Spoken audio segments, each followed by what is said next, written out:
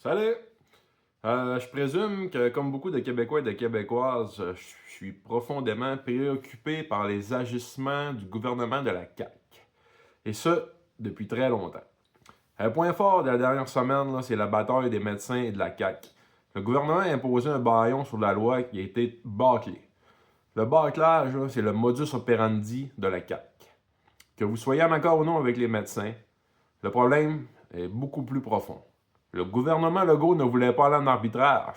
L'arbitrage, c'est réglé par un arbitre externe. En Ontario, cette méthode a été utilisée. Pourquoi la CAQ ne voulait pas aller en arbitrage? Parce qu'ils ont peur. Le résultat est qu'il y aura un exode des médecins vers d'autres provinces. Je crois que la façon là, de ces médecins n'est pas la bonne. Je vois ça comme un abandon de la bataille. Ça montre que le gouvernement est plus fort. Ça doit vraiment pas être le cas. Je fais un constat. Malgré une déconnexion du peuple qui me semble tout aussi grande que celle du gouvernement libéral de Charest, il n'y a aucun mouvement de contestation d'envergure comparable à ce qu'on a vu durant la grève étudiante. Pourtant, la situation actuelle l'exigerait. Les atrocités économiques et sociétales de la CAQ doivent cesser.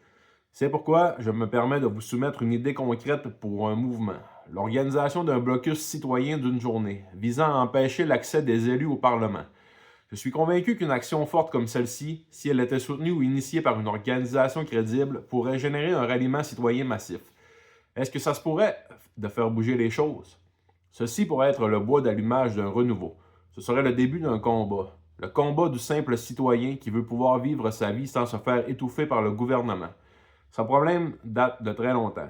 Nos institutions ont besoin d'entendre ce mécontentement. Il faut que ça bouge.